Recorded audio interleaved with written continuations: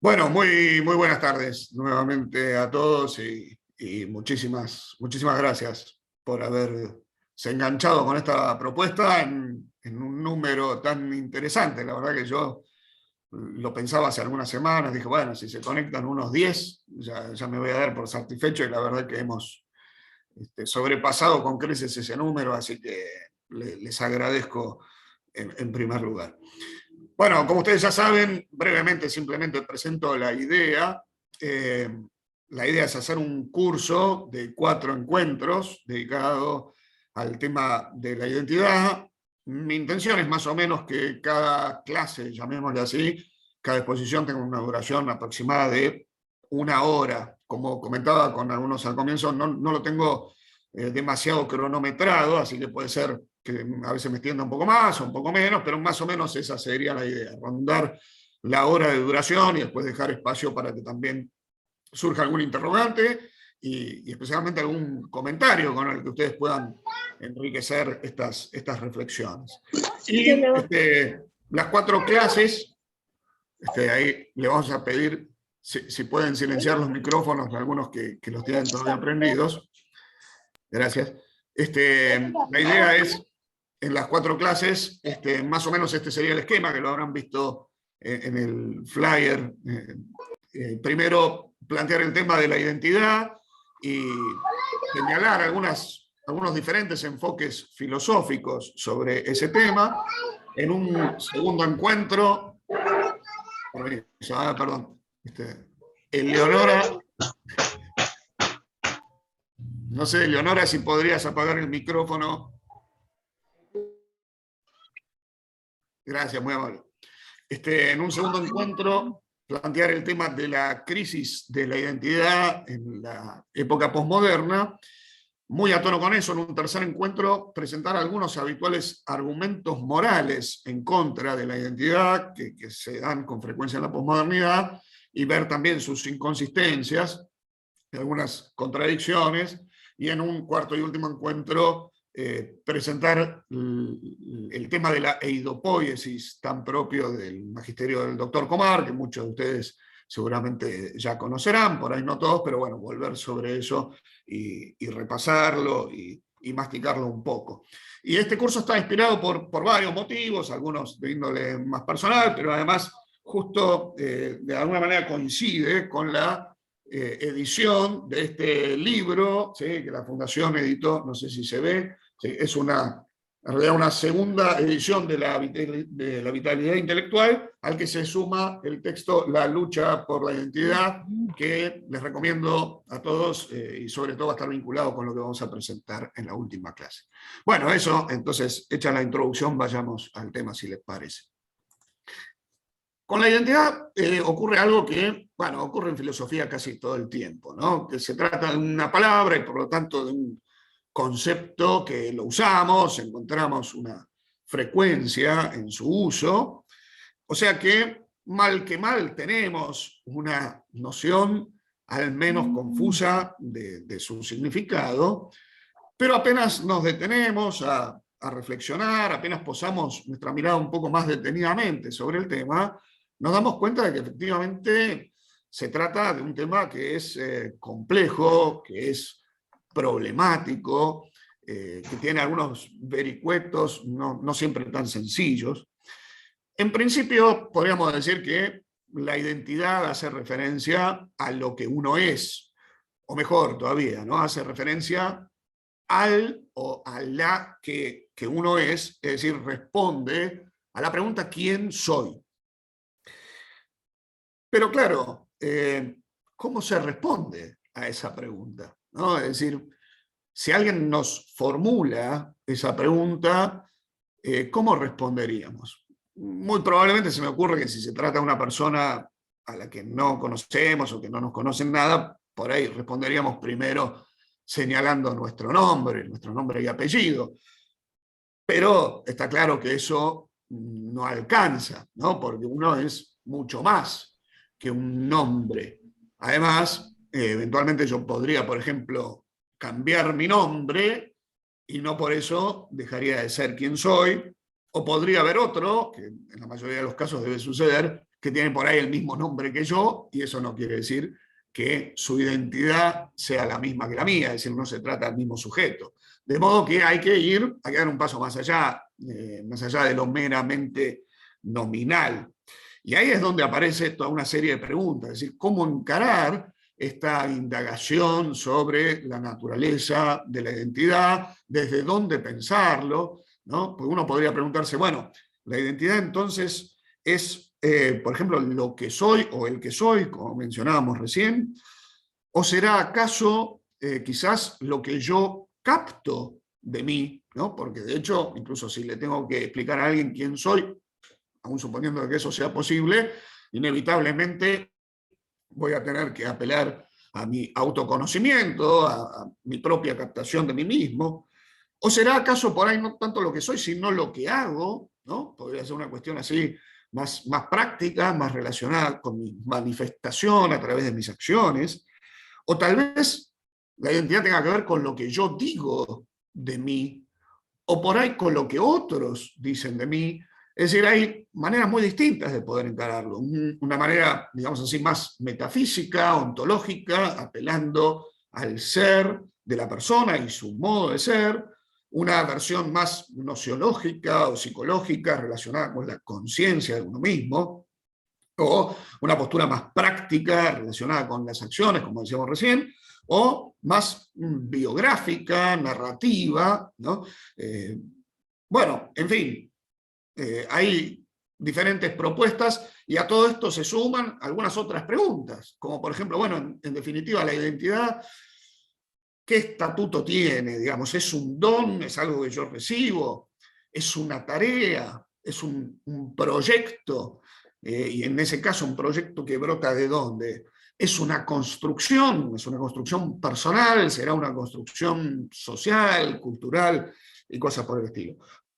Así que la idea de este primer encuentro es detenernos en tres posibles perspectivas filosóficas para encarar la cuestión, que a mí me parecían relevantes. Hay otras más, pero me parece que aquí vamos a poder resumir lo principal.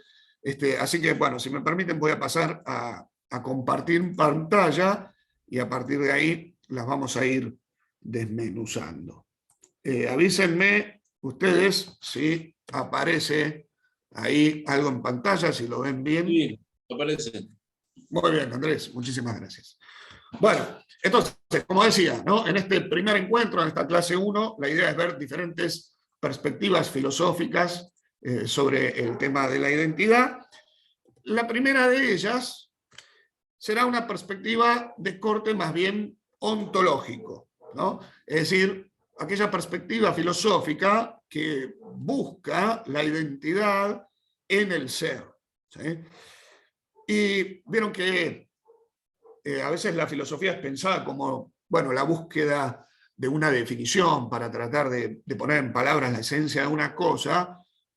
Yo, de hecho, trato de pensarla así, pero en este caso voy a hacer algo al revés. Voy a arrancar por una definición y a partir de ahí problematizarla, porque fui a buscar algunas definiciones de diccionario, no de diccionario filosófico, técnico, sino de un diccionario accesible a todos. Por una cuestión de renombre me parecía piola ir al diccionario de la Real Academia Española, y ahí encontré diferentes acepciones del término identidad. La segunda acepción dice lo siguiente: la identidad es el conjunto de rasgos propios de un individuo o de una colectividad que los caracterizan frente a los demás. Bueno, es una definición bastante clara, me parece. Sin embargo, no deja de plantear algunas cuestiones o invitarnos a algunas repreguntas. Por lo pronto, como decía recién, está claro que esta acepción tiene un enfoque ontológico, ¿no? Porque hace referencia a los rasgos propios de un sujeto o de un grupo, una colectividad, pero al hablar de rasgos propios se está hablando de algo que se da en el ser de ese sujeto, ya sea individual o colectivo.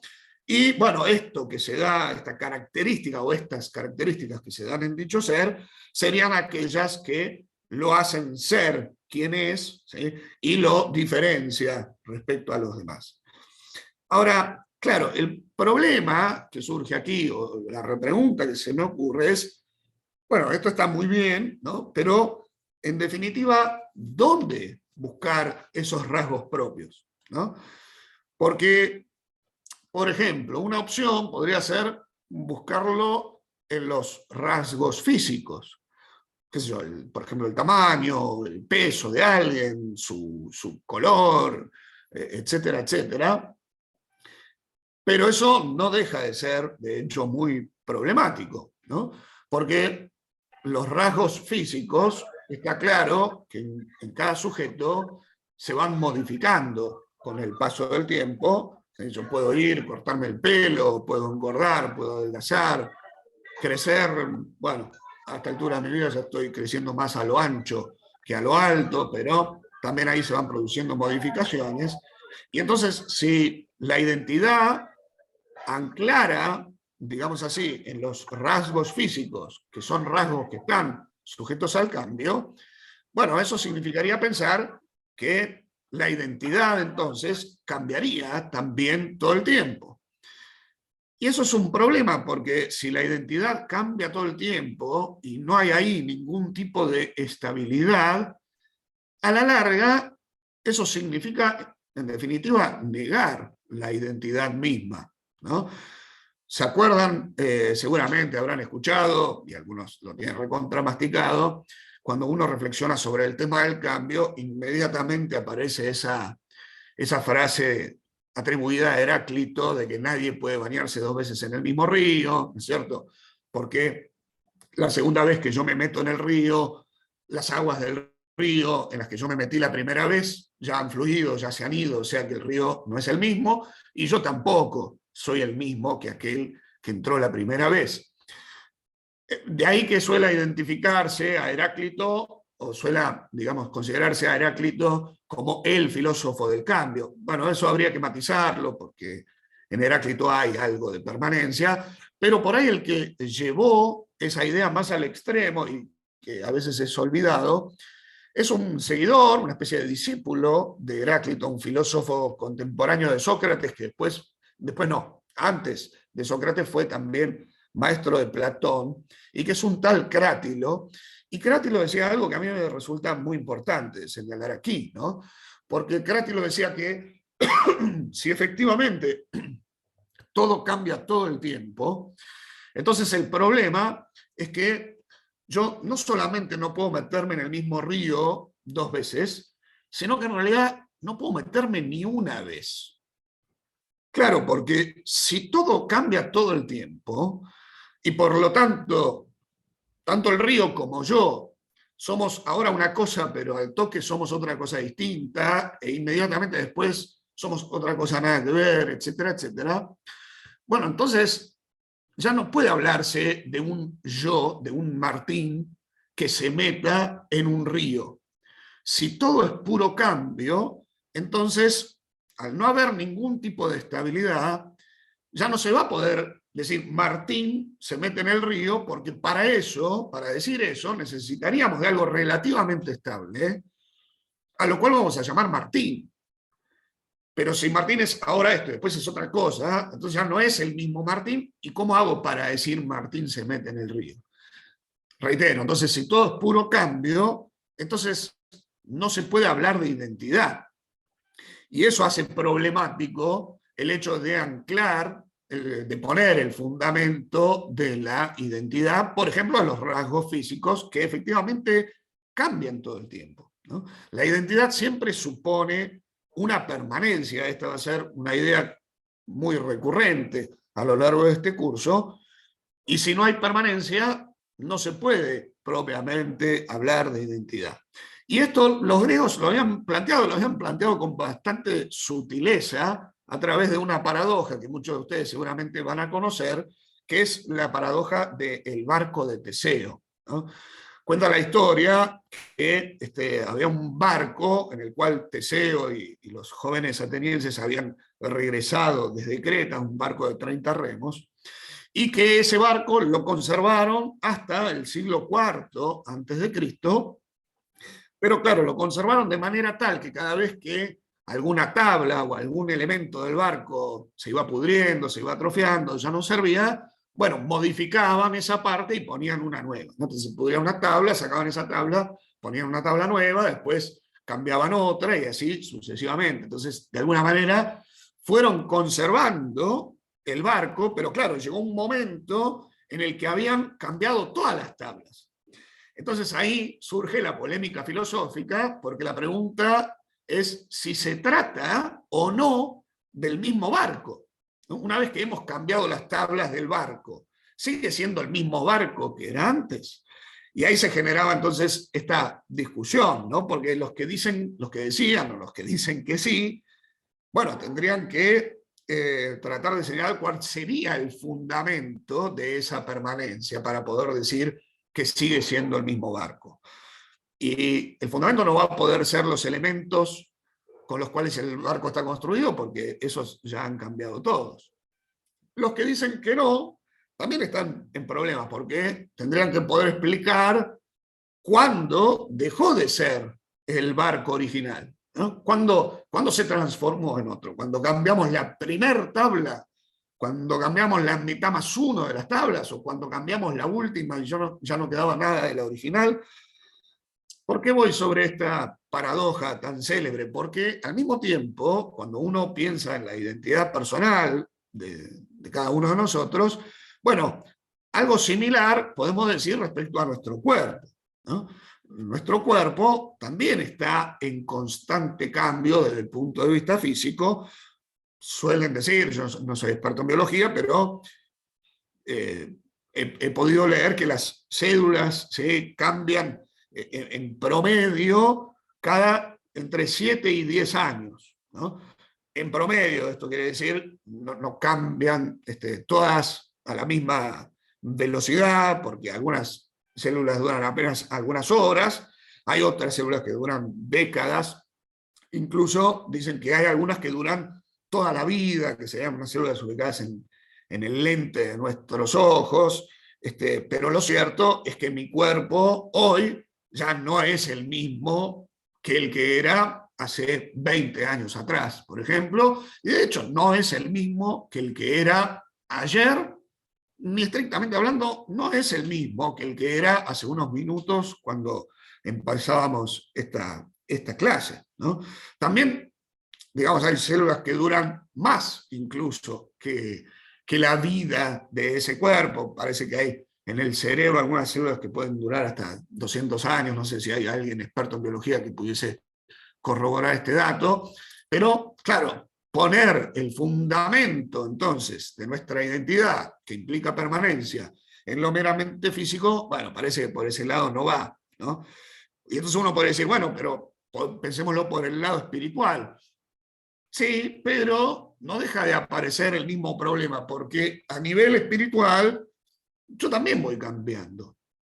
He cambiado a lo largo de mi vida muchas veces de ideas, he cambiado de sentimientos, de emociones, ni hablar, que son además efímeras, he modificado algunas convicciones, he modificado mis relaciones, mis afectos, etcétera, etcétera. O sea que ahí, si bien por ahí en un principio podría no ser tan evidente, notamos que en lo espiritual también, en la realidad espiritual también se producen una serie de cambios y que por lo tanto resulta difícil ver dónde podemos encontrar esa estabilidad que nos haga posible hablar de una identidad desde un punto de vista ontológico, es decir, apelando al ser de las cosas. Bueno, y entonces, ¿cómo resolvemos esta cuestión? A mí me parece que por ahí la propuesta más relevante para mi gusto, e incluso creo que históricamente ha sido la más importante, es, dentro de este enfoque ontológico, la propuesta clásica de la línea aristotélico-tomista, ¿no?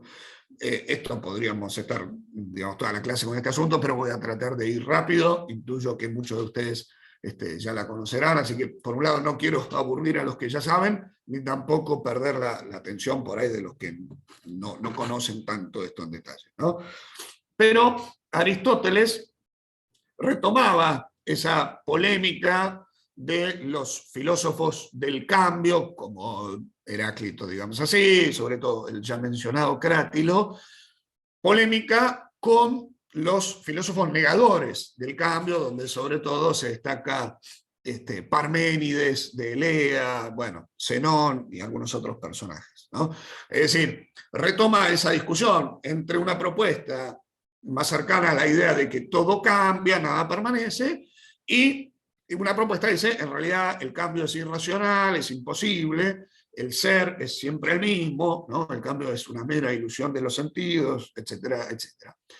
Y la respuesta de Aristóteles tiene que ver con señalar que tanto unos como otros tienen algo de razón y en algo se equivocan, ¿no? Dice Aristóteles, bueno, por un lado, no podemos negar el cambio porque es una evidencia de nuestros sentidos. Aristóteles no participa de esa idea de que el conocimiento sensorial sea una mera ilusión, un mero engaño, confía en el conocimiento sensorial y dice, bueno, a través de los sentidos efectivamente vemos que las cosas cambian y cambian permanentemente, pero tampoco puede ser cierto que todo sea puro cambio. Bueno, por lo que mencionábamos recién, ¿no? Porque para que haya cambio necesitamos algo o alguien que sea el sujeto de ese cambio. Y para poder hablar de sujeto necesitamos hablar de cierta permanencia. Por lo tanto, el cambio no niega la permanencia, sino todo lo contrario, la implica. Si todo fuera puro cambio, entonces no habría identidades, por lo tanto no habría un sujeto que cambie y por lo tanto no se podría pensar el cambio. De ahí esa paradoja que si todo cambia, nada cambia, ¿no? En definitiva. Entonces, hay cambio y siempre que hay cambio, algo permanece, ¿no? Algo tiene que permanecer para que el cambio sea siquiera posible y por lo tanto para que sea pensable. Pero ¿qué es lo que permanece? Bueno, eso depende, dice Aristóteles, del tipo de cambio del que estemos hablando. Si alguien desconoce por completo esto que estoy diciendo, no se desespere, así que vamos a tratar de explicarlo brevemente, pero de la mejor manera posible.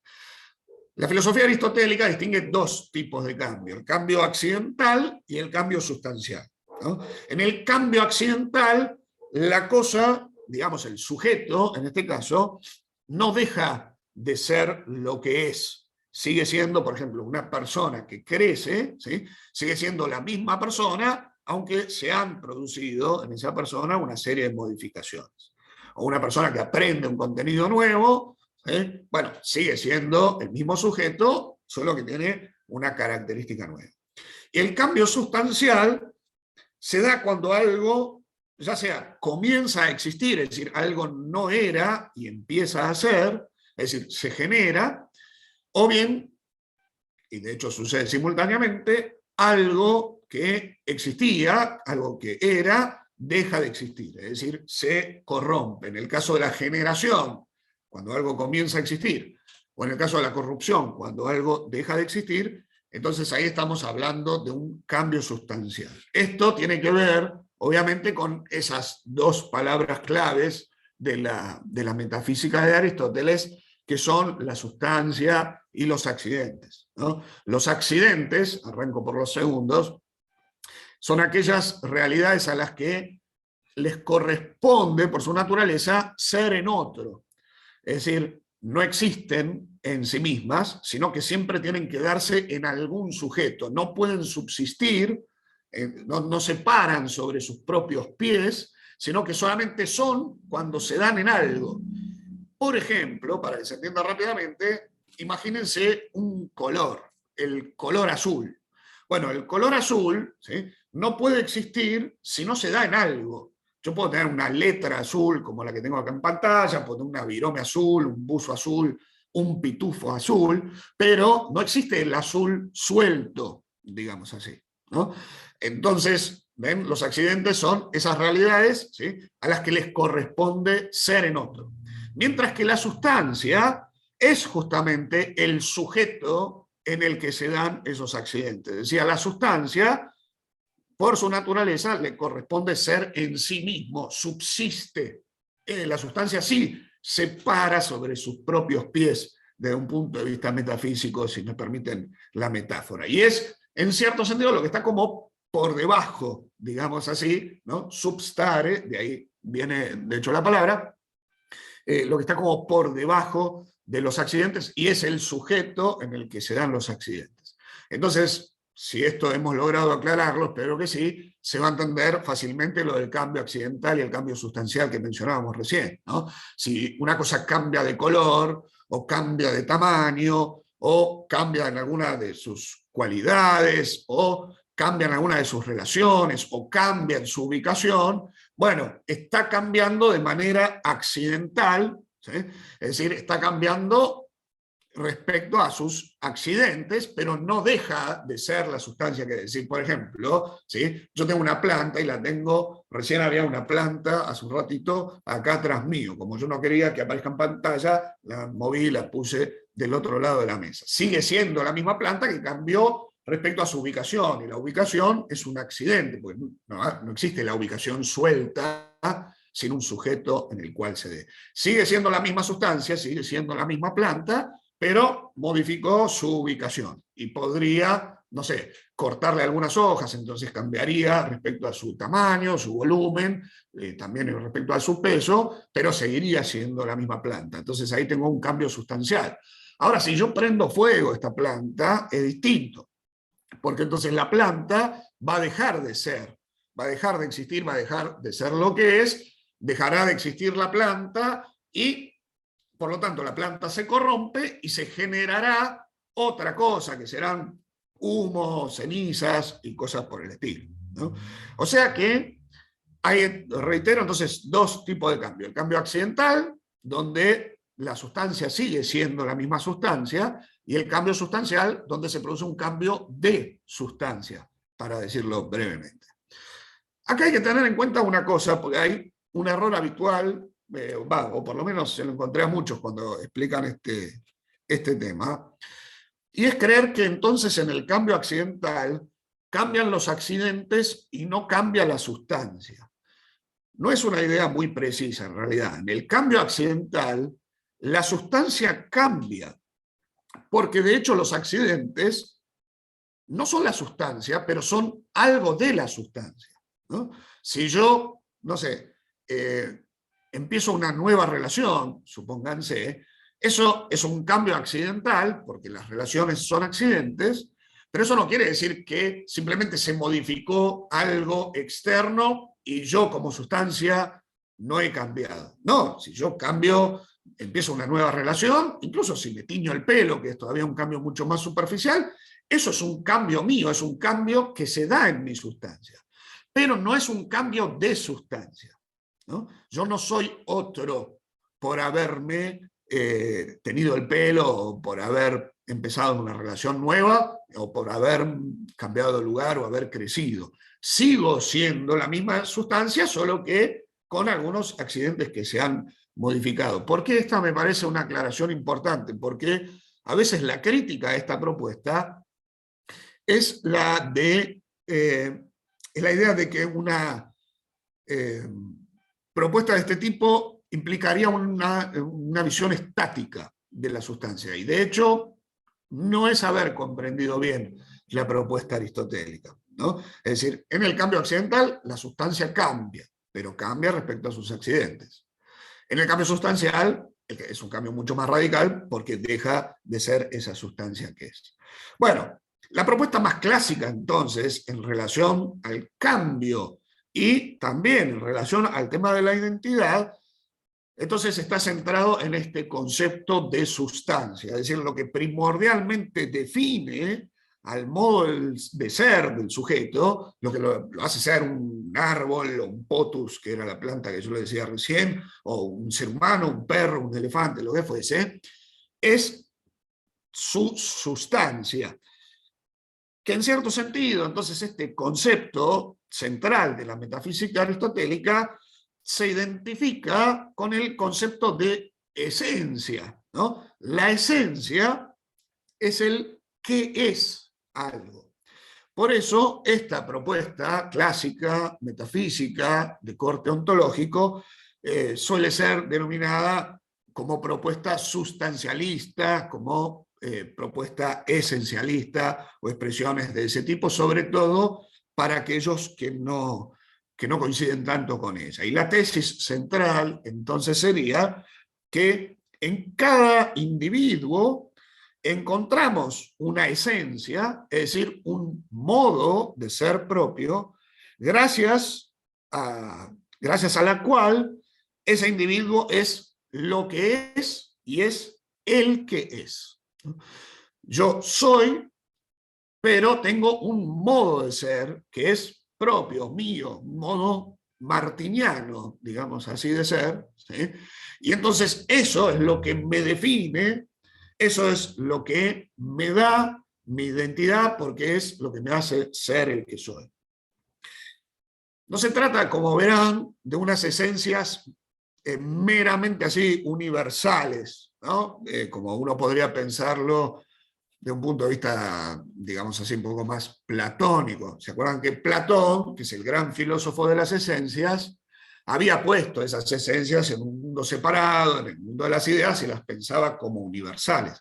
Pero si uno va a la realidad, y la tesis aquí es que las esencias están en la realidad, lo cierto es que esas esencias son individuales. Es decir, si el ente es individual, si el sujeto es individual, su modo de ser es entonces también individual. Es verdad que tiene un aspecto universal, por ejemplo, en mi modo individual, único y irrepetible de ser, hay algo de universal porque yo yo pertenezco a la especie humana, por ejemplo, ¿no? Es decir, y eso lo podemos conocer a través de la abstracción, pero las esencias de hecho son individuales.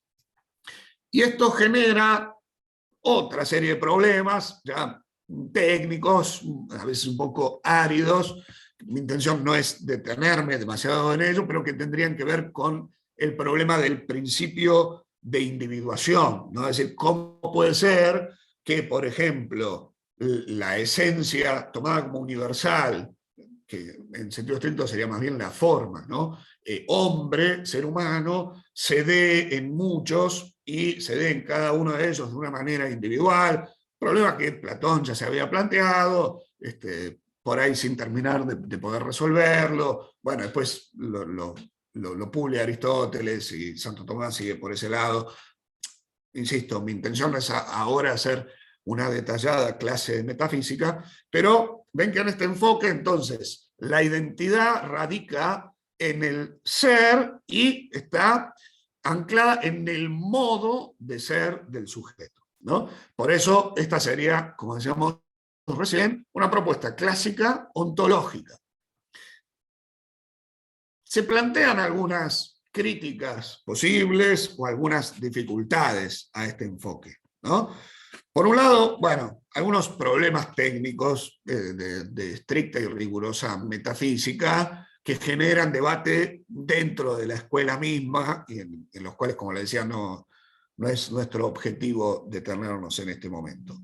Pero también, sí, algunas críticas, digamos, desde afuera, sobre todo de parte de aquellas propuestas filosóficas que obviamente no son muy amigas de la metafísica, ¿no? Entonces, en general, esta propuesta no resulta muy satisfactoria para quien provenga o adhiera a una postura empirista, por ejemplo, porque bueno, ahí el conocimiento a la larga termina siendo reducido al conocimiento sensorial y esto sería más bien una zaraza filosófica que no está anclada en la experiencia concreta, por lo tanto tampoco va a ser muy simpática para quien adhiera a una propuesta más de tipo kantiano o una propuesta más de tipo positivista, y puntualmente, ¿no? En nuestro tiempo no tiene mucha,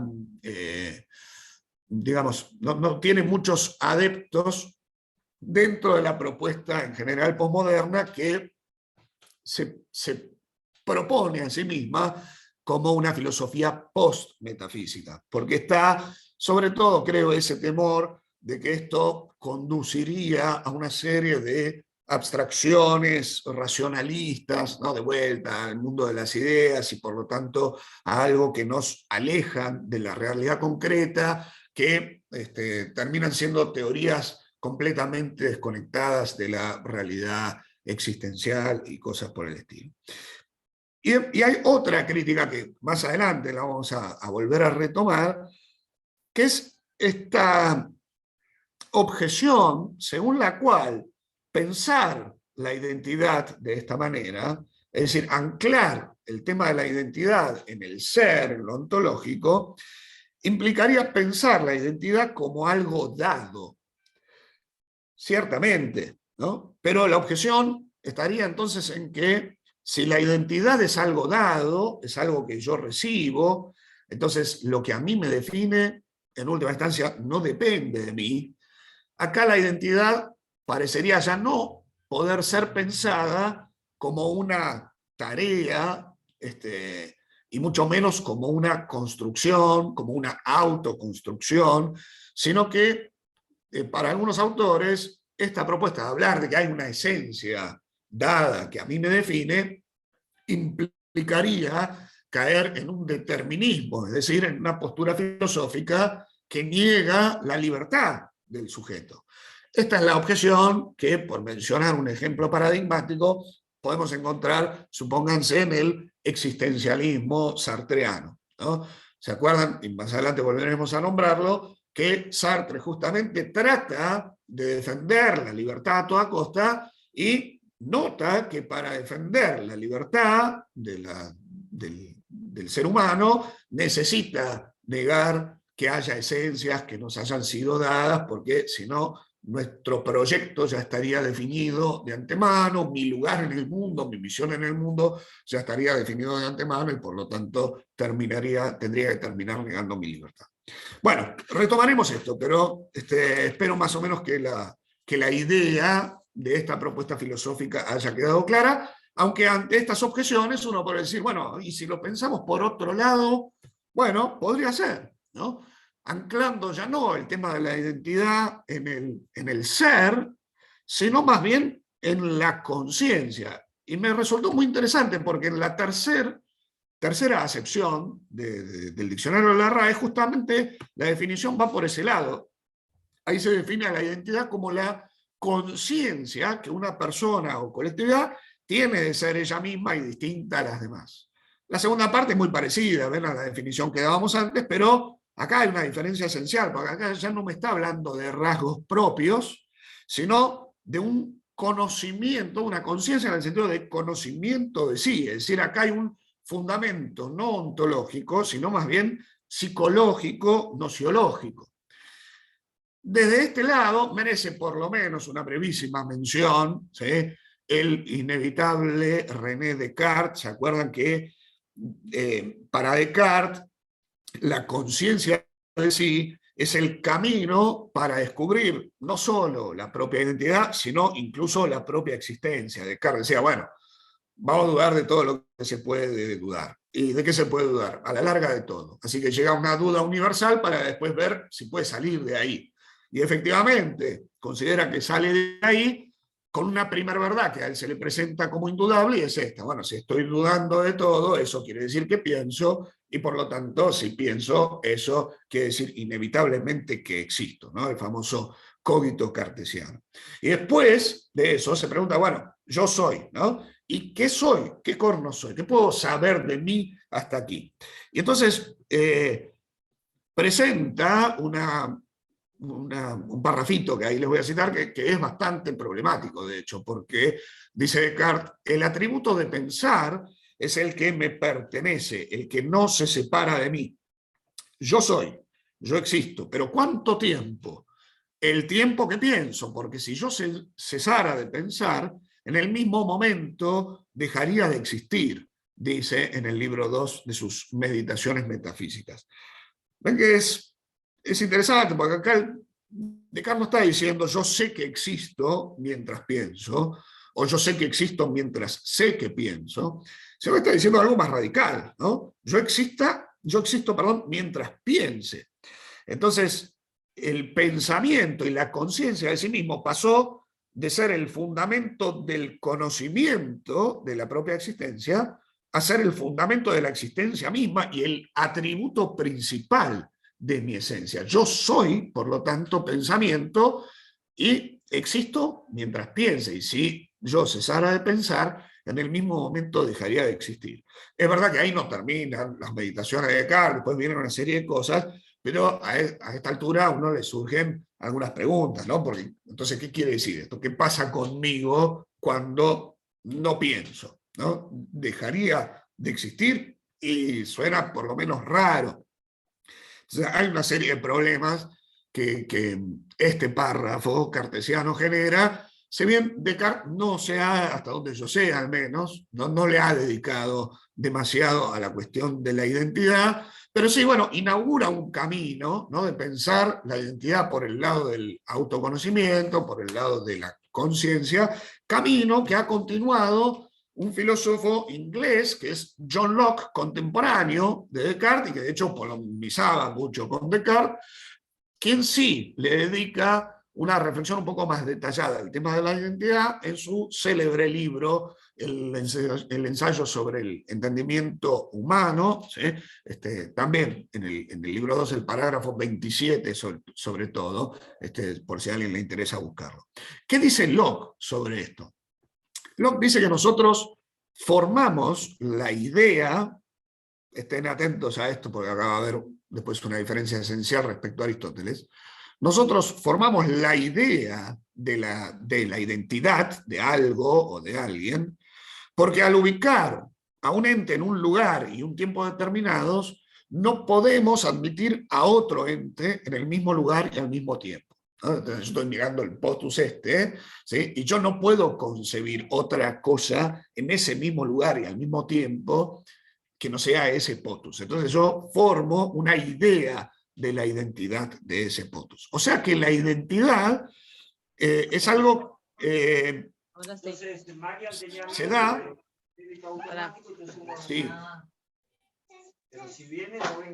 Mica, te vamos a pedir si podrías silenciar el micrófono. Gracias. Entonces, decía, ¿no? La identidad consiste en que a una determinada cosa le atribuimos la misma idea que le atribuíamos en algún momento anterior. Por ejemplo, yo tengo una idea de mi hija Sofía, que tiene ya 8 años, pero mi idea de Sofía hoy es la misma idea que yo le atribuía a Sofía cuando ella era apenas una recién nacida, o cuando ella tuvo su primer día de escuela, o cuando ella cumplió 5 años y cosas por el estilo, ¿no? ¿Y cómo se explica esta identidad, ¿no? Esta idea que tenemos de la identidad, se pregunta Locke. Bueno, ahí depende de qué tipo de realidad estemos hablando. Porque dice Locke, si estamos hablando de átomos, y por átomos entiende él la partícula irreductible de un cuerpo, ¿no?, como su elemento básico más esencial. Bueno, la identidad de un átomo, planteado en este sentido, es la misma en cualquier momento de su existencia, porque justamente como se trata de una partícula irreductible, bueno, el átomo a lo largo de toda su existencia es el mismo.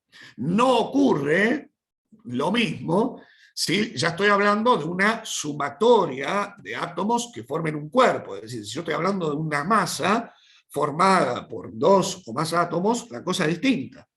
Dice Locke, en ese caso, ese cuerpo será el mismo mientras esté formado por los mismos átomos, porque si se le cambia un átomo, entonces ya deja de ser el mismo. O sea que si volviéramos sobre la paradoja del barco de Teseo, Locke diría, no, el barco de Teseo no es el mismo, y dejó de ser el mismo apenas le cambiaron el primer tornillo, ¿no?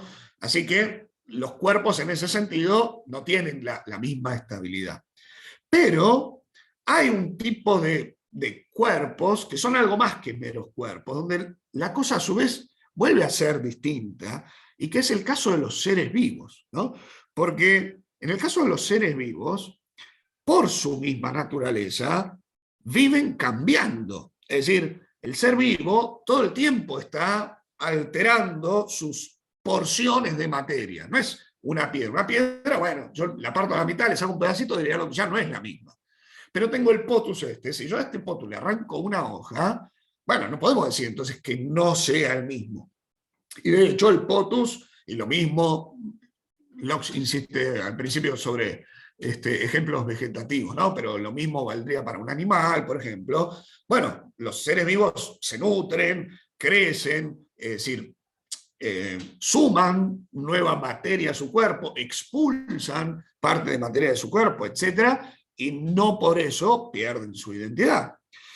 ¿Por qué? Porque los seres vivos tienen algo especial, y es que no son solo una cohesión de partículas, no son solamente una sumatoria de átomos y cosas por el estilo, sino que en ellos hay una disposición, una organización de sus partes, es la expresión que utiliza Locke, en un cuerpo coherente que participa de una vida común. Es decir, hay ahí muchas partes que se van modificando todo el tiempo, pero están participando de algo que les da una unidad y que por lo tanto es el sustento de su identidad, y es esta vida, ¿no?, de la cual participan todos estos elementos. Es decir, el ente vivo es el mismo mientras siga teniendo esa misma organización, mientras sus partes sigan participando de la misma vida,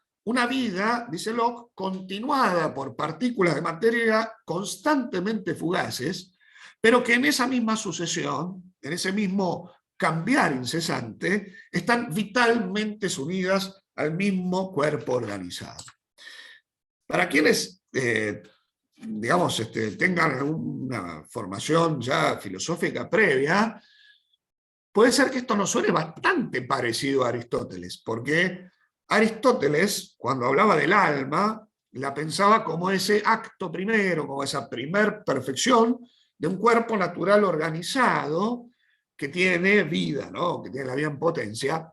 Es decir, el alma, en el sentido no del alma espiritual, sino como característica propia de los seres vivos en general, sería lo que justamente organiza a un organismo, le da una unidad, a través del alma llega al ser y además define el modo de ser. Y acá Locke parecería estar diciendo algo parecido a primera vista.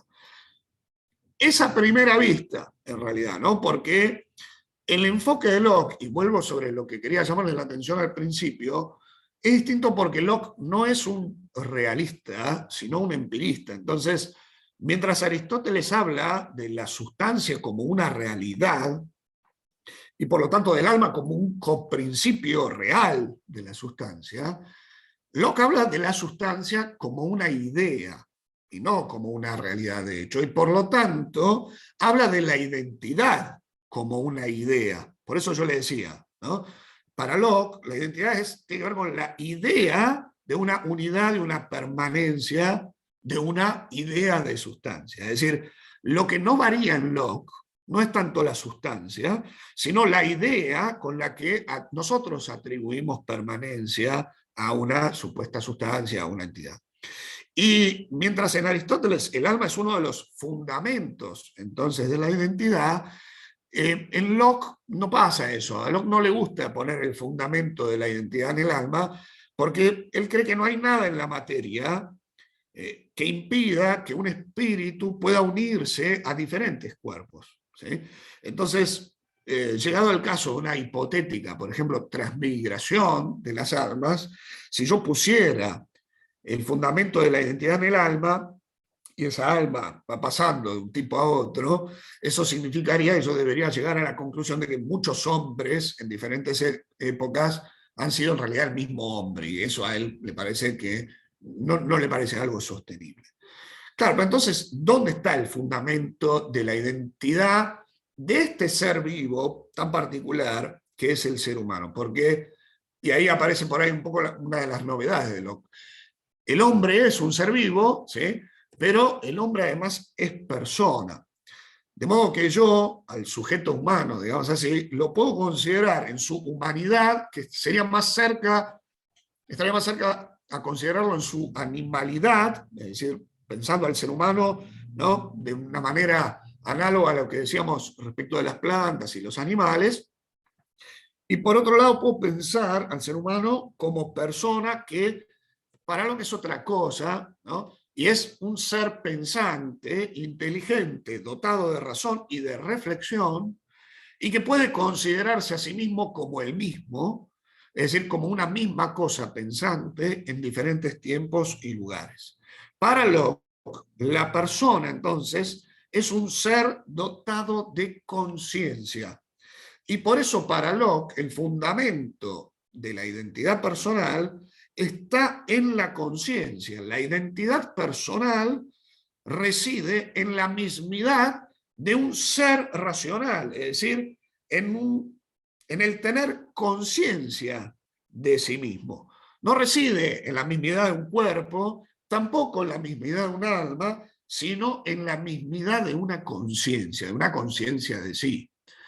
Como ustedes se podrán imaginar, entonces, aquí la memoria ocupa un rol fundamental, porque para que yo sea el mismo que hace 20 años, yo tengo que tener una conciencia de que soy el mismo que hace 20 años. Es decir, que yo debería poder recordar hoy como propias mis acciones y mis pensamientos de ese Martín de hace 20 años, ¿no? Es decir, el Sócrates viejo es el mismo que el Sócrates más jovencito si el Sócrates viejo se reconoce a sí mismo a través de la memoria se reconoce a sí mismo en ese Sócrates más jovencito. Esto también plantea una serie de dificultades, ¿no? Algunas pueden ser un poco más estrambóticas o fantasiosas, otras no tanto. Por ejemplo, algunos, sobre todo desde la filosofía analítica, dicen, bueno, acá hay un problema, porque ¿qué pasa si yo pudiese trasplantar la conciencia de Sócrates a otro? Por ejemplo, a Nietzsche, ¿no? Sacamos la conciencia de Sócrates y se la ponemos a Nietzsche. Bueno, si el fundamento de la identidad personal era la mismidad de la conciencia, entonces eso me obligaría a decir que entonces Nietzsche, que tiene ahora trasplantada la conciencia de Sócrates, es en realidad Sócrates, o la identidad de Nietzsche coincide con la identidad de Sócrates. Puede ser un ejemplo medio forzado, pero muestra por lo menos que surgen acá algunos problemas. De hecho, menos forzada es la pregunta de qué sucede cuando, por ejemplo, alguien puede darse el caso de que pierda la memoria. ¿Qué pasaría, supónganse, si Sócrates durante su juicio pierde la memoria y por lo tanto no tiene conciencia de ser el mismo Sócrates que realizaba las acciones por las cuales los llevaron a juicio, ¿no? Entonces, ese Sócrates un poquito más viejo no sería el mismo que el Sócrates al menos un par de días más joven. Hay una famosa, además, objeción que presentó Thomas Reid respecto a esto, porque decía, imaginemos el caso de un tipo que, bueno, cuando era pibe se afanó una cosa en un kiosco, después pasó a ser soldado, ¿sí? Y después más adelante en su carrera militar llegó a ser coronel, general, es decir, militar de alto rango. Y podría darse el caso de que este tipo, mientras era soldado, digamos, de bajo rango, se acordara de ser él mismo, el nene ese que se afanó una golosina en el kiosco. Puede darse el caso de que el militar de alto rango se reconozca a sí mismo en el militar de bajo rango, pero el militar de alto rango no se reconoce o no se acuerda de su propia infancia cuando él se afanó una golosina en el kiosco. Entonces eso presenta un inconveniente, porque supongamos, si llamamos al nene A, al militar de bajo rango B y al militar de alto rango C, se daría el hecho de que B se identifica con A, C se identifica con B, pero C no se identifica con A, ¿no? Entonces es un problema, porque si A es igual a B y B es igual a C, se supone que A tiene que ser igual a C por una cuestión lógica, y eso en este caso no se daría. Otra objeción, de hecho muy interesante, es que en realidad según algunos planteó mal la cuestión, porque está poniendo en la memoria y por lo tanto la conciencia el fundamento de la identidad, pero en realidad la identidad tiene que ser algo previo para que siquiera pueda darse la conciencia y la memoria, ¿no? Pero más allá de estas objeciones, digamos así, más analíticas, lo que a mí me parece interesante es que Le voy a pedir a María Jimena, sí, gracias, muy amable. Aparecen todos unos problemas, también si uno piensa en la cuestión del contenido de esa conciencia. Me refiero a esto, ¿no? ¿Qué pasa? Supongamos que ponemos el fundamento de la identidad en la conciencia. ¿Qué pasa si alguien tiene una conciencia de sí que es errónea y que es falsa? ¿Qué pasa si alguien se concibe a sí mismo más inteligente de lo que es, más gordo o flaco de lo que es, o más alto de lo que es, etcétera, ¿no? Si el fundamento de la conciencia sería, si el fundamento, perdón, de la identidad fuese la conciencia, es decir, esta especie de autopercepción, por utilizar un término muy en boga, claro, entonces eso significaría que el que se concibe como X tiene de hecho la identidad de X, es decir, su identidad es entonces lo que él concibe de sí mismo. Y eso no deja de ser problemático, ¿no? Es decir, si yo me concibo a mí mismo de una manera equivocada, entonces, ¿cuál es mi identidad?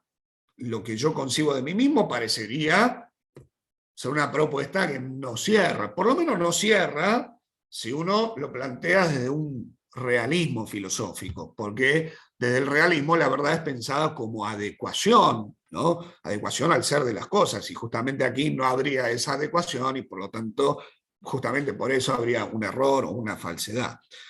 Quienes defienden de todas maneras esta idea de que la autopercepción o conciencia de sí es el fundamento de la identidad, bueno, le dirán a un realista que en realidad no hay una verdad objetiva, no hay un ser objetivo de las cosas y que por lo tanto la verdad no es adecuación, que de hecho verdad es lo que uno percibe y que por lo tanto si yo me percibo como X, bueno, entonces yo soy X y se terminó el asunto, ¿sí? Y esa es mi identidad porque yo me percibo como tal. Uno puede decir, bueno, pero eso contradice el sentido común. Creo que dirían los defensores de esta propuesta que eso no importa, o no solamente no importa, mejora, ¿no? Mejor todavía si contradice el sentido común, porque justamente el sentido común es el problema, que estamos pensando en un supuesto sentido común basado en una supuesta verdad de las cosas, y eso termina siendo opresor, hay que liberarse de ese sentido común, hay que liberarse de la verdad e ir por otro lado, que es el que ellos proponen. Uno podría decir también, medio desde afuera, bueno, pero entonces se anula la posibilidad del error. No toda autopercepción sería verdadera porque la verdad, por definición, sería lo que uno percibe. Y sí, mejor, creo, diría un defensor, ¿no? De la idea. Mejor, justamente es la intención, anular la posibilidad del error, porque entonces ya no podemos decirle a alguien que está equivocado en su autopercepción, etcétera, etcétera, ¿no? Por lo tanto, toda autopercepción es correcta e ideas por el estilo. Pero más allá de estas críticas que podrían venirle al planteo, digamos así, desde afuera de ese planteo, me parece que también hay un problema en esta propuesta que es intrínseco a la propuesta misma, y es que si para ser X basta con concebirme como X, es decir, basta con concebirme como X para tener la identidad de X, entonces el problema intrínseco es que X pasa a ser un significante vacío. ¿Qué quiere decir entonces ser X? Porque lo único que podría ponerse como supuesta definición es ser X consiste en concebirse como tal. Pero eso quiere decir entonces que X no tiene ya ningún contenido, ¿no? Que ser X en el fondo no significa nada. Van a poder encontrar algunos debates, como verán, ¿no? Por ahí sería fácil hacer la bajada de este tema con todo el problema de las filosofías de género. Yo no quise meterme de lleno en ese problema, pero obviamente está vinculado con eso. Y algunos debates, ¿no? Que a veces suceden en televisión o en las redes sociales. Por ejemplo, me acuerdo uno preguntándole a otro, bueno, pero entonces para ustedes, ¿qué significa ser mujer? ¿No? Definime mujer. Y lo cierto es que no pueden definirlo, ¿no? Porque ser mujer significaría concebirse como tal, pero entonces la palabra mujer queda, como decía recién, como un significante vacío, y creo que eso es un problema intrínseco a esa propuesta, hasta donde yo al menos he podido entenderlo. Pero, si por este lado no va, podríamos buscar una tercera alternativa, que es la tercera que presento, y voy a tratar de ir rápido porque ya estamos más o menos en la hora, así que banquen unos 10 minutitos más, porque también es una propuesta interesante, que es la idea de buscar o de anclar la identidad ya no en lo metafísico, ya no en esa conciencia de sí mismo, sino en una narración. La idea sería que la identidad tiene que ver con la historia de una vida. De hecho, ¿no? Si alguien nos pregunta quiénes somos, bueno, por ahí al principio decimos nuestro nombre y demás, lo que decíamos al comienzo, pero si insiste en querer saber más de nosotros, bueno, probablemente muchos de nosotros empezaríamos a contar algo de nuestra historia, ¿no? Es decir, bueno, nací en tal lado, mi infancia fue acá, estudié en tal colegio, estudié tal cosa, etcétera, etcétera, ¿no? Recurrimos a nuestra historia de vida para tratar de alguna manera cachar, ¿no?, nuestra identidad o poder transmitírsela a otro. Hay, sobre todo voy a mencionar dos autores que pensaron el tema de la identidad por este lado. Una es Hannah Arendt, ¿no? Hannah Arendt dice que el ser humano no se define por su naturaleza genérica, es decir, por su esencia universal, no le gusta pensarlo por ese lado, sino que uno va alcanzando su identidad a través de las acciones que realiza y a través del lenguaje, es decir, a través del discurso. Es en el discurso, en el speaking y en las acciones, es decir, en el acting, donde se revela la identidad de cada individuo personal. Ahora, estas acciones y discursos, es decir, el actuar y el hablar, son actos específicamente o verdaderamente humanos, porque al mismo tiempo son actos políticos, es decir, sociales, son actos que uno realiza en interacción con otros. Es una actividad que se lleva a cabo en un espacio público, en un in-between, es la expresión que usan, es decir, en un espacio público interhumano junto a los demás, en una trama, ¿no?, en una red, en una web, es la expresión que usa, de relaciones interpersonales. Y es ahí donde se revela, en ese entramado interpersonal, donde se revela el quién concreto real del individuo. Es decir, en este entramado, en esta red donde interactuamos y hablamos entre nosotros, es donde se manifiesta la historia de una vida. Una historia en la que cada uno es al mismo tiempo agente, pero también es paciente, porque justamente como se da en un lugar público o político, en la interrelación, es decir, en la interacción junto con otros, al estar yo interactuando con otros, ¿sí?, esos otros también actúan y sus acciones también de alguna manera recaen sobre mí y aportan a la revelación de este quién, de esta identidad. Esto quiere decir entonces que, dice Arendt, yo no soy un pleno soberano de mis acciones y no soy un pleno soberano de mi identidad, porque la identidad tiene lugar en esa interacción, ¿no?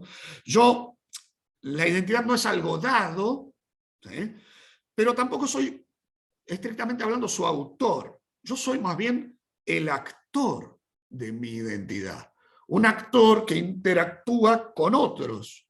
Y de hecho serán esos otros los que captan el sentido de mi identidad mediante la memoria de mis acciones y mis discursos y, por lo tanto, mediante la narración de mi historia. Historia en el sentido de story, ¿no?, en inglés, no de history, obviamente.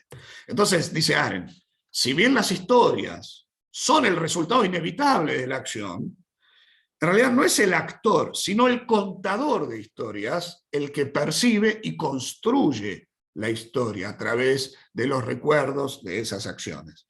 Por eso dice Arendt que la identidad no es algo metafísico, como veíamos en la primera propuesta, no es algo biológico, sino que es algo biográfico. La identidad es biográfica. Y por eso nosotros llegamos a conocer mejor a alguien conociendo su historia, ni siquiera conociendo tanto sus productos o las obras que haya producido. Dice Arendt comparando, ¿no? De hecho, conocemos mejor la identidad de Sócrates que la de Aristóteles. Y fíjense que a Sócrates no lo podemos leer porque no nos dejó ninguna obra. Y podemos leer los libros de Aristóteles. Pero a nivel personal, el quién lo conocemos mejor en Sócrates que en Aristóteles, porque conocemos su historia. Conocemos la historia de su vida y la conocemos mejor que la historia de Aristóteles. Además, la de Sócrates es mucho más interesante y nos pega más, ¿no? Más o menos por la misma línea, y según algunos con influencia de Arendt, planteó, y por ahí este es el más conocido, el tema de la identidad narrativa, el filósofo francés Paul Ricoeur, ¿no? Paul Ricoeur es un autor que a mí por lo menos siempre me resulta complejo, así que espero más o menos poder transmitir, acertar en lo que él quiso decir. Él realiza una distinción entre lo que él llama la identidad idem, que tiene que ver con lo mismo, y la identidad ipse, que tiene que ver con lo propio. Va sobre esta doble posible etimología, digamos, o conceptualización del tema de la identidad, a ver si lo logro explicar, ¿no? La identidad idem, que tiene que ver con lo mismo y que en inglés sería el sameness, ¿no? la mismidad, dice Ricoeur, está sobre todo vinculada al qué. No al qué en el sentido de la esencia universal, es decir, si es hombre, si es planta, sino al qué individual, es decir, al individuo tomado como un objeto que tiene unos rasgos propios que permanecen a lo largo del tiempo, es decir, como más o menos como lo que presentábamos en la primera definición de la RAE, ¿no? Ese individuo tendría una serie de rasgos objetivos, una identidad biológica que lo diferencian de los demás, y eso tendría una cierta estabilidad a lo largo del tiempo, es decir, habría ahí una estructura objetiva que en ese sentido, como estructura, muy vinculado al tema de la permanencia. Pero le parece a Ricoeur que indagar el tema de la identidad por ese lado, que es como siempre se ha hecho, lleva a unos callejones sin salida. De hecho, se apoya en todos los callejones en los que se mete San Agustín, ¿no? En su libro 12, si yo mal no recuerdo, de las confesiones, ¿no? Empiezan a surgir una serie de aporías que uno no, especulativamente nunca puede resolver. Entonces, dice Ricoeur, por ahí lo mejor es pensar el tema de la identidad no tanto por el lado del idem, sino por el lado del ipse, que ya no sería la sameness, la mismidad, sino la selfhood, ¿no? Por eso está vinculado con lo propio. Entonces, ahí estamos pensando la identidad por el lado del quién, no por el lado de un individuo con una estructura estable, sino el quién, él lo piensa como un sujeto que actúa, ven que ahí nos vuelve a hacer acordar a Arendt, y que reflexiona, lo cual en cierta medida también nos recuerda a Locke, que interviene, por lo tanto, activa y responsablemente en la historia, lo cual significa acá meterse de lleno en el tema de la temporalidad y el tema del cambio, ¿no? Este quién actúa a lo largo del tiempo, lo hace en interacción con otros, y por lo tanto ya acá no lo estamos viendo como una estructura estable, sino como un proyecto muy vinculado al tema del cambio, el cambio de sí, también el cambio del contexto en el que actúa, que dentro de ese cambio, dentro de esos cambios, tiene una cierta voluntad de permanencia. Y hay que pensar la identidad, dice, por este lado, ¿no? De hecho, él llega a estas reflexiones a través de su análisis del cambio y de la temporalidad, porque dice Ricoeur, cuando uno piensa en el tiempo, bueno, como decía San Agustín, ¿no? En cierto sentido el pasado ya no es decir, no tiene realidad, el futuro todavía no es, en ese sentido tampoco tiene realidad, pero a la vez sí tienen una cierta realidad. Es decir, ¿dónde está la realidad del pasado? Y el pasado es cuando es recordado y cuando es narrado. Y el futuro es cuando es previsto o cuando es esperado. Es decir, que el pasado y el futuro tienen una cierta realidad que es lingüístico-narrativa, dice él, ¿no? Es decir, tiene una cierta realidad en cuanto son efecto de un sujeto que narra y recuerda y un sujeto que espera y que predice. Ese es propiamente el tiempo humano, que está vinculado al tiempo cronológico, pero que va más allá de él, ¿no? Que no se reduce a lo cronológico. El tiempo humano es esta temporalidad, como decía yo recién, que es efecto de un sujeto que narra y que espera. Es decir, el tiempo humano es la vivencia que el ánimo de un ser humano hace del tiempo. Y en esa vivencia, los acontecimientos terminan siendo incluidos en una composición, en una trama, dice Ricoeur también, que es justamente una historia que le da una concordancia, que le da una unidad a lo discordante. Si yo analizara los hechos por separado, la cosa no termina de cerrar. Si yo me centro solamente en lo ontológico y la permanencia, aparecen unas aporías. Pero si yo lo pienso ya no de un punto de vista metafísico, sino en un sentido poético, entonces la historia hace que los acontecimientos queden vinculados. Hay una trama que une los acontecimientos en una narración, los encadena unos a otros a través de la causalidad, y por lo tanto el relato, por su unidad, que entrama lo diferente, lo discordante, lo dinámico, construye la unidad del personaje. Es decir, el personaje conserva su unidad, que es lo que sucede en la creación artística. El personaje de una historia conserva su unidad de manera correlativa a la unidad de la historia misma, o para decir de otra manera, a ver si logro decirlo, ¿no? La narración liga los diferentes momentos de la historia de un personaje, entonces la historia hace posible al personaje. Y Ricoeur llega a esta conclusión, es que justamente siguiendo a Aristóteles, pero no al Aristóteles de la física y de la metafísica, sino al Aristóteles de la poética, ¿no? La historia que une lo discordante hace posible al personaje y hace posible su identidad, ¿no? Entonces hay que pensar a la identidad por este lado, a través del tiempo humano, como decía yo, la vivencia que un ánimo de un alma tiene de la temporalidad y que le da cierta realidad al pasado, al futuro, y esto es posible a través de una trama que permite la concordancia de lo discordante, y finalmente esa trama es esta historia que hace posible al personaje. Entonces cito este parrafito de Paul Ricoeur que dice: el relato construye el carácter duradero de un personaje que podemos llamar su identidad narrativa, al construir la identidad dinámica propia de la historia contada. La identidad de la historia forja la del personaje.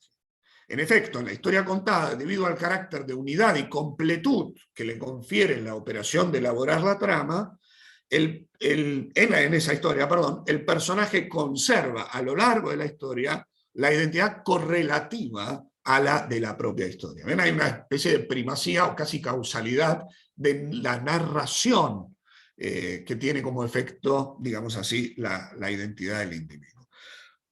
Bueno, la cosa se fue poniendo cada vez más complicada, le decía yo, ¿no? Ricoeur, además, por lo menos para mí, no me resulta un autor sencillo. Me parece esta propuesta de la identidad narrativa también muy interesante, muy rica, plantea un montón de cosas para seguir pensando. Y de hecho es interesante esta idea de que para saber bien quién es alguien, mejor que mirarlo fijamente, por ahí es contar su historia, la historia de su vida, y pensar que esta historia a su vez está intrincada con un montón de otras historias que también entonces forman parte de la otra historia, ¿no? Es decir, este aspecto más así, diacrónico y más político, social, del desarrollo de la propia identidad, me parece que tiene una riqueza, que hay ahí algo para sacarle jugo. Al mismo tiempo, por lo menos yo no puedo dejar de preguntarme, ¿no? ¿Qué pasa?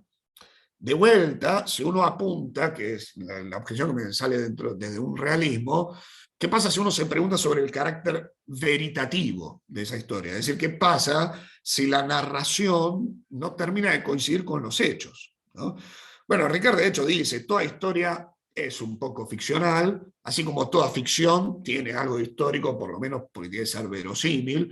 Es decir, no le interesa tanto ese tema de que coincida la narración con la realidad en sí misma, pero a mí me parece que ahí pueden surgir algunos problemas y que de hecho no es raro, por lo tanto, que muchas propuestas desidentificadoras apelen a esta concepción narrativa de la identidad, porque si la identidad entonces queda fundamentada en la narración y queda desanclada respecto al ontológico, no queda desontologizada, por decir de alguna manera, que es lo que sucede en las propuestas postmodernas.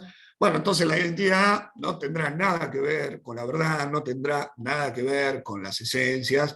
La identidad será texto, porque es narración, y si es texto, ¿no? A tono con propuestas como las de Derrida y los que lo siguen. Si es texto, entonces es una construcción, ya sea individual o una construcción social, y si es una construcción, de hecho, entonces lo que habrá que hacer es deconstruir esa construcción para poder emanciparse, o sea que la emancipación estaría en la desidentificación, digamos, y eso de alguna manera abre el camino, que yo creo que no era el objetivo ni de Arendt ni de Ricoeur, pero de caer en una crisis de la identidad, que es lo que encontramos en el planteo postmoderno. En resumen, ¿no? Porque ahora sí, ya estamos en hora y cuarto de charla y prometo terminar. Yo traté de presentar, no sé si tuve éxito, pero 3 propuestas distintas para pensar la identidad, una más ontológica, por el lado aristotélico tomista, realista, una más psicológica o gnosiológica, desde una gnosiología más inmanentista, como no podía ser de otra manera en un empirista, que era la propuesta de Locke, y una cuestión más contemporánea, que está mucho más de moda, que es la idea de una identidad narrativa en Arendt y Ricoeur. Mi apreciación personal, si me permiten concluir con eso, es que de hecho las 3 tienen cosas interesantes para aportar, ¿no? También la propuesta de Locke, porque la conciencia de sí, el conocimiento de sí mismo, tiene mucha relevancia a la hora de hablar de identidad, pero me parece que termina siendo problemático para el concepto mismo de identidad cuando una propuesta psicológica, nociológica, como por ejemplo la de Locke, o una propuesta narrativista como la de Ricoeur, de Arendt y mucho más, digamos, con ese toque derridiano, posmoderno, deconstructivo y demás, quedan completamente desanclados de lo ontológico, ¿no? Creo que a la larga ahí la misma identidad se termina derrumbando, aunque quizás la idea era defenderla. Y me parece que algunas características de la cultura y del pensamiento posmoderno nos van a poder mostrar eso con mayor claridad.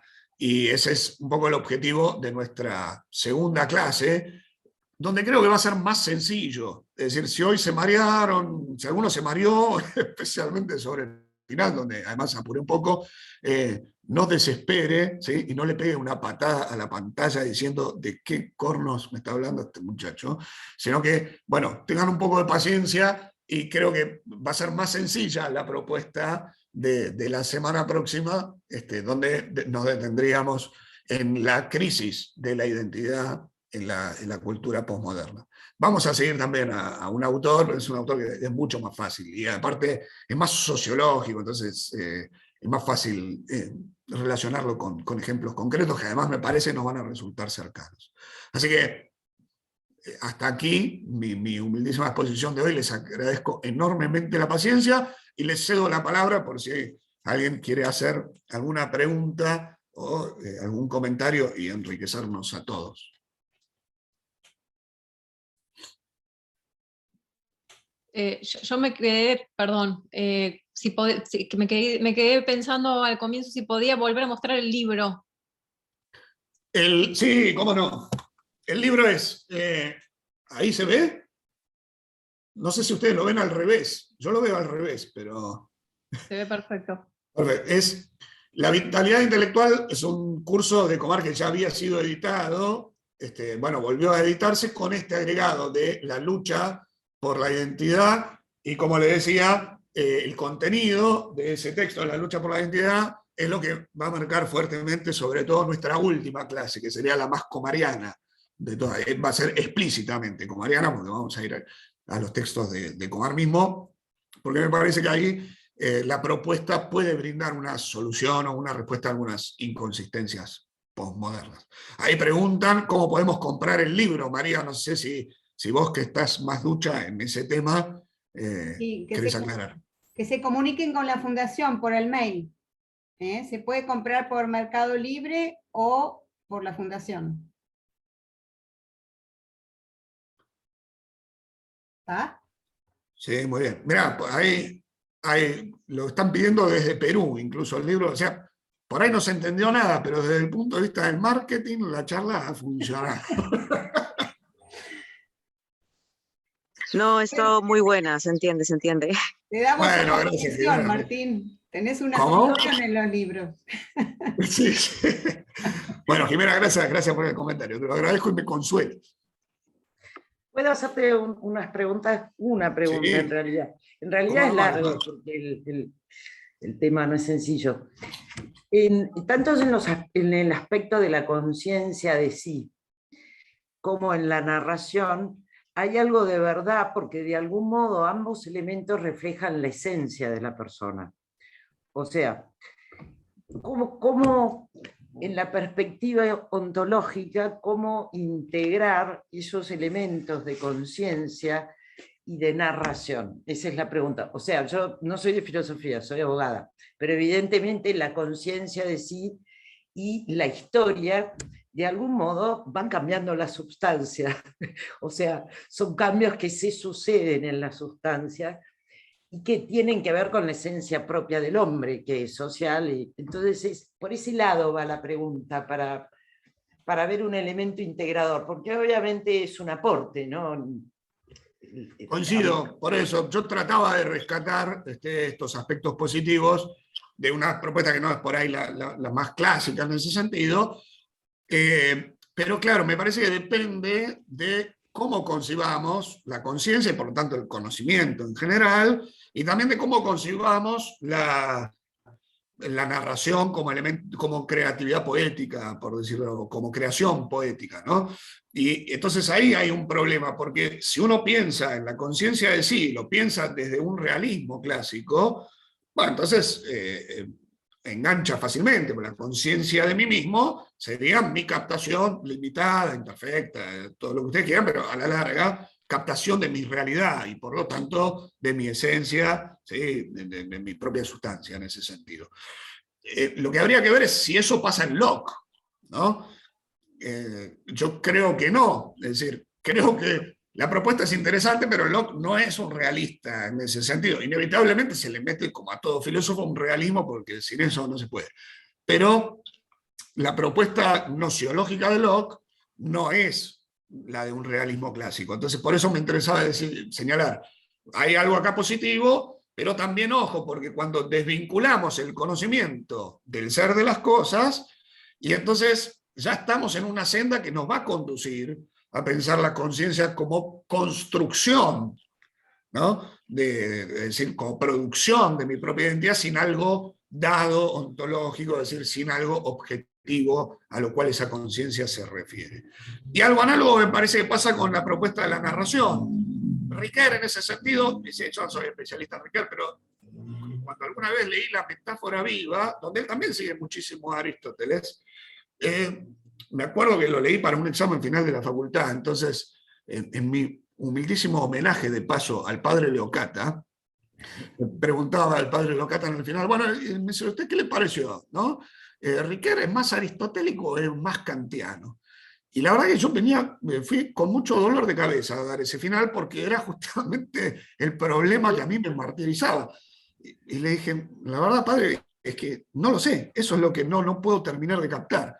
Y me dice, está bien, ¿no?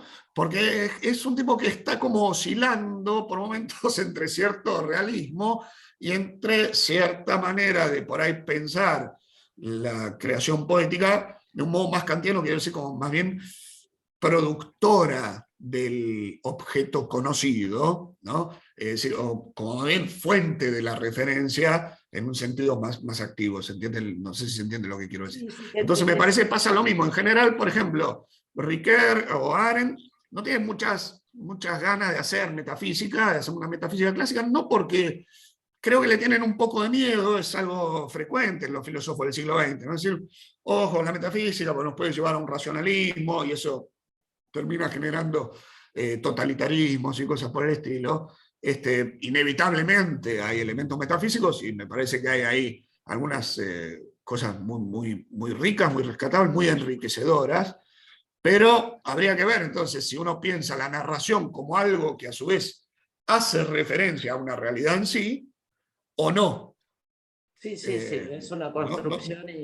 Claro, porque si no de vuelta, y ahí estaríamos en la versión posmoderna, por decir de alguna manera, la narración pasaría a ser construcción, pura construcción.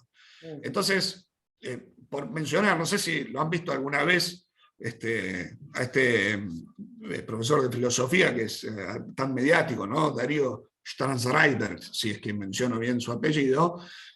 Él, cuando él plantea sus charlas sobre identidad, que hay varias en YouTube, se aferra mucho a la idea de la identidad narrativa, pero completamente desanclado de lo ontológico, ¿no? Va por el lado de Derrida, es una construcción, por lo tanto hay que deconstruir, por lo tanto hay que desidentificarse. Entonces me parece que ese podría ser como un peligro, llamémosle así, si uno lo ve desde el realismo, ¿no? Sí, o sea, ¿cómo me pongo frente a la realidad si está o no está? Exacto, exactamente. Si te deja de convertir aporte para ir para cualquier lado. Gracias. Claro, es que en última instancia acá está la cuestión veritativa, ya sea de la conciencia o de la narración, que va variando. En los autores, algunos son más ambiguos, algunos son muy claros, ya sea a favor o en contra. Gracias. No, gracias Alejandro a vos por la consulta. No sé si alguien quisiera comentar algo más. No, yo tengo una pregunta, o sea, porque Sí. estaba viendo y pensando, y no podría haber una propuesta que, por ejemplo, la persona, la identidad sea una composición de todo, porque, por ejemplo, uno tiene una esencia como algo, tiene una esencia, pero además es historia, pero además también está sujeto a rasgos físicos, está sujeto a circunstancias que de todas maneras siempre van a influir a la hora de construir, por ejemplo, una personalidad, de desarrollarse como persona, ¿no? Que siempre van a, de una forma, son condicionantes el desarrollo de esas sustancias. La identidad podría ser una combinación de todo, porque es que, no sé, a veces me da la sensación que todo siempre se complementa, porque no sé, porque el ser humano es integral, es complejo, por ejemplo, es alma, es cuerpo, o sea, y cada una de esas dos cosas están sujetas a cambios de materia, a cambios de circunstancias. No sé, de repente me estoy equivocando, pero me surgió esa pregunta. No, coincido plenamente con lo que propones y creo que, digamos, en el cierre del curso vamos a ir por ese lado, ¿no? Y es un poco también lo que yo quería mencionar en el final de la clase de hoy. Me parece que se pueden combinar estos elementos y que es enriquecedor combinarlos, y me parece que la propuesta de la idopoiesis comariana va muy por ese lado. Así que, bueno, un poco de paciencia, vamos a ver si lo logramos, pero creo que sí. Pero sí, sobre todo ahora porque pasa, sobre todo en los debates, por ejemplo, con otras personas, justamente lo que usted decía, ¿no? Que una persona se autopercibe, imagínese, una persona se autopercibe como una planta, o sea, te percibe como un animal, que es lo que encuentra ahora mucho, un hombre que se autopercibe como mujer. Y uno le pregunta, ¿pero por qué? Y esas personas siempre se dicen, porque yo me creo mujer, ¿no? Y justamente me llamó la atención que usted dijera que, o sea, eso sería como un concepto vacío, que no tiene nada más, ¿no? ¿Y cómo podría responderles a estas personas que yo sé que es un poco difícil porque en verdad están demasiado cerradas, pero cómo se les podría responder? O intentar explicar que las cosas por ahí, o sea, más allá de esa visión que podríamos decir puramente emotiva, pura y muy cerrada, no sé, muy cerrada, no sé cómo haría, no sé qué aconsejaría. Sí, bueno, es un poco también un problema práctico por ahí, ¿no? Lo que me preguntás, la verdad que no sé si sabría responder de manera satisfactoria, porque no sé si, ojalá el diálogo siempre sea posible. Yo me debo estar poniendo viejo porque ya no tengo tanta confianza en el diálogo como tenía cuando era yo mismo, pero hace 20 años. Y me parece que a veces se dificulta porque a veces los presupuestos de fondo son tan distintos que entonces es muy difícil que podamos charlarlo. Ojalá que sí, ¿no? Y bienvenido sea el debate, pero si hay dos partes que se aferran a presupuestos filosóficos radicalmente incompatibles, no sé si ahí podemos charlar, ¿no? Porque si vos decís, bueno, vamos a, no sé, vamos a discutir de qué color es esta virome que tengo acá. Entonces los dos por lo menos estamos de acuerdo de que esta virome tiene un color. Vos la ves un poco más, no sé, gris, yo la veo un poco más azul. Bueno, nos sentábamos, lo debatimos. Pero el problema es si yo digo, bueno, vamos a discutir el color de esta virome. Y vos decís, para mí no existe el color. Y entonces no sé hasta qué punto podríamos discutir eso, ¿no? Y me parece que acá, como a veces el presupuesto metafísico es tan distinto, ¿no? Entonces, bueno, vamos a debatir, no sé, qué significa ser mujer o qué significa ser una planta. Y el otro dice, no, para mí eso no hay que meter el es ahí, ¿no? Eso no tiene nada que ver con el ser, no tiene nada que ver, qué sé yo, con elementos constitutivos, eso es toda una construcción, no sé hasta qué punto. Es decir, lo que tendríamos que entonces es ir y discutir los presupuestos. No sé si se entiende algo de lo que quiero decir, pero lo veo, en la práctica lo veo medio dificultoso. Sí, es difícil, ¿no? Pero igual para entenderlo, como para intentar buscar alguna salida o algo, pero sí es muy difícil ahorita. Sí, pero habría que ir a lo más elemental. Decir, bueno, hay una realidad afuera de nuestra mente y nuestro conocimiento depende de lo que las cosas son o no. Bueno, si estamos de acuerdo en eso, entonces podemos empezar a debatir a partir de ahí. Si ya no estamos de acuerdo en eso, habría que ir con mucho más para atrás. No sé cuánto, ¿no? Cuánto más. Por ahí lo que sí, a mí me parece, a veces, si uno está parado en una posición que no coincide, desde el punto de vista metodológico, a mí a veces me resulta útil tratar de ir por la misma vereda que el otro propone, a ver a dónde conduce, y ver que esa vereda conduce a algunas contradicciones internas, ¿no? Eso es un método que yo trato de usar respecto a las propuestas con las que yo en el fondo no coincido. Es decir, a ver, supongamos que tenés razón, ¿esto a dónde va? Entonces a veces me parece que ese lugar hacia el que va termina siendo contradictorio. Pero bueno, eso me sirve a mí a la hora de pensar, o a la hora de dialogar también. No te respondí nada, Jimena, ¿verdad? Pero fue No interesante. me dejó pensando, o sea, tengo que pensarlo aún más. No tendría también un comentario ahorita porque necesito darle vueltas a esto. Bienvenido sea, entonces. Entonces me voy a dar por satisfecho en mi vocación. Martín. Sí, Jorge. Yo coincido con lo que decía antes Alejandra Rainelli, que obviamente las perspectivas del autoconocimiento, la conciencia de sí y la de la propia narración, la propia biografía, forman parte de este descubrimiento de la identidad personal. No, me parece a mí que no se ve la esencia mirándola a los ojos detenidamente, sino en esta búsqueda que se hace de conocimiento, de historias, de palabras, etc. Así que esas dos perspectivas yo creo que incorporan elementos interesantes, pero para que no sea un pegote entre tres perspectivas, me parece clave algo que yo ahí circulé, que vos dijiste, que el cambio accidental, que son los cambios que vemos en nuestra historia personal, no es que la sustancia no cambia, sino que porque los accidentes se dan en la sustancia, entonces cambia también la sustancia, y me hace acordar, no me quiero adelantar a lo que habla Comar, de la realización de las virtualidades que hay en mi propio ser, en mi propia esencia. Por lo tanto, que es un enfoque más dinámico. Claro, exactamente. Ahí me parece que reside la posibilidad de incorporar estas otras perspectivas cuando se les dota de un fundamento ontológico o metafísico, o en el ser. Sí, coincido, Porque Jorge, yo plenamente. puedo creer que me conozco y estar equivocado. Claro, claro. Por eso es importante la perspectiva metafísica. Sí, porque además agregando esto de la virtualidad que efectivamente va a aparecer, no solamente se trata de conocer quién soy, sino además todo lo que puedo llegar a ser, ¿no? Y además ese conocimiento muchas veces en la vida concreta se da los ponchazos, porque yo de repente creía que servía para esto, después dije, no, esto no es lo mío. Entonces uno necesita ir corrigiendo, pegando algunos volantazos. Así que sí, efectivamente la cosa es muy dinámica y el autoconocimiento es importante no solamente respecto a lo actual, sino también respecto a lo potencial, ¿no? Es decir, respecto a estas virtualidades, lo que uno puede llegar a hacer y lo que todavía está esperando desarrollarse en uno.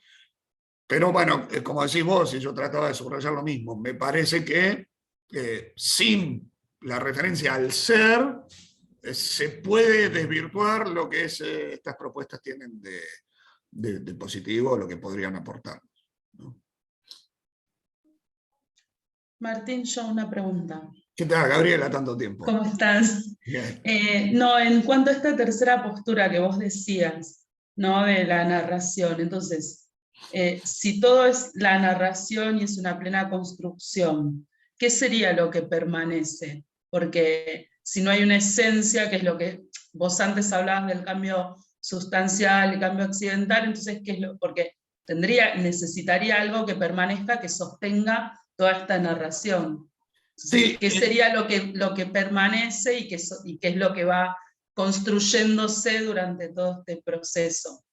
si yo no entendí mal, que insisto, puede ser que sí, por ahí si alguien sabe mucho más de Paul Ricoeur que yo, que debe ser la mitad del universo, sabe más de Paul Ricoeur que yo, pero lo que le da unidad y por lo tanto permanencia, ¿no?, al personaje es la historia misma, ¿no? Es decir, uno por ahí a veces está acostumbrado a pensarlo al revés, como el personaje permanece, entonces podemos contar una historia de él. Y me parece que Ricoeur lo da vuelta basándose en el análisis dramático de Aristóteles, que lo que hace que un personaje siga siendo el mismo es que la historia es la misma. Entonces, las diferentes cosas que le van sucediendo a ese personaje se van encadenando unas con otras porque pertenecen a la misma historia. Pero entonces no hay identidad. Bueno, porque parecería una contradicción también, ¿no? Si le sacamos lo ontológico, me parece que no la hay. Y me parece que algunas propuestas posmodernas van por ese lado. No creo yo que sea necesario sacarle lo ontológico, ¿no?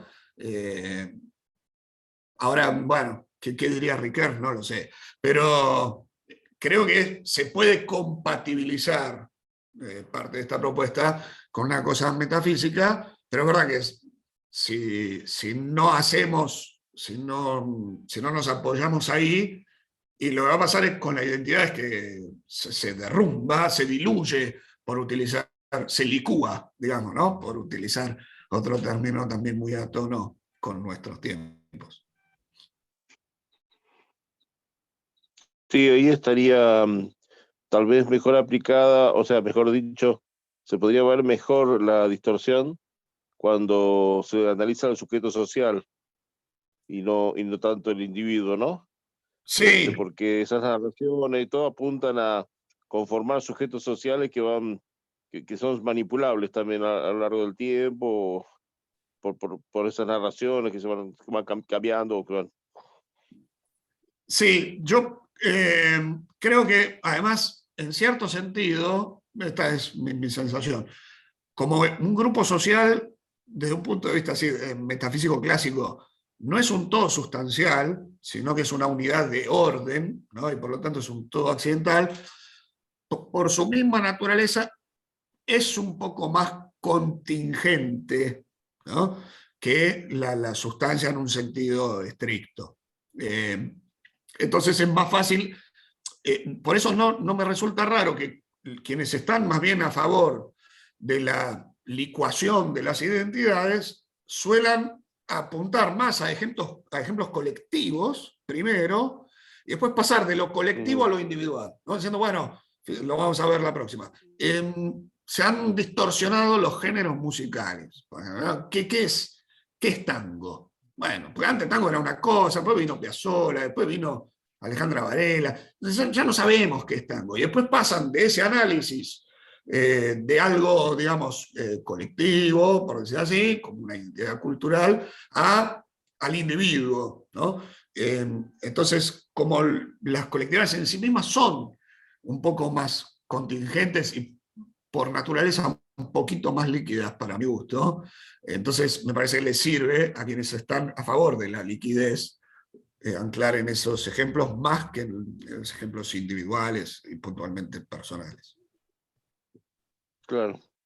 Pero también hay algunos grupos en los cuales la identidad es más fuerte, ¿no? Por ejemplo, un pueblo. Tiene una esencia así mucho más definida. Sí, pero es más difícil definirla, no sé si podría en ningún caso, pero no sé, si yo me pregunto qué es la argentinidad, es más difícil, ¿no? Y va variando, me parece, mucho más, porque no es lo mismo la argentinidad de hace un siglo, por ahí que... A mí yo soy descendiente de eslovenos y me invitaron el año pasado a participar en un simposio un poco sobre esta temática. Entonces el tema era, ven que la identidad eslovena, digamos, está en crisis, pero claro, ¿qué es la identidad eslovena o argentina o lo que fuese, ¿no? Claro. Por cuestiones migratorias y más. Es como más difícil, me parece ahí más difícil encontrar la permanencia, pero porque rigurosamente hablando, Argentina no es una sustancia. Las sustancias son los argentinos. Esto no quita, ¿no? Esto no quiere decir que no haya identidades colectivas, que a mí me parece un tema re interesante y re importante, pero me parece todavía más difícil. Por eso tampoco quería yo encararlo primero por ese lado.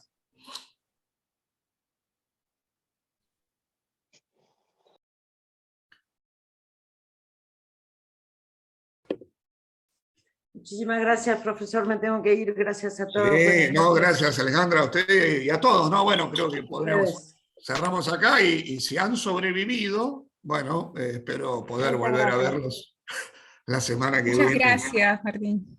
Un abrazo grande a cada uno. Gracias por estar.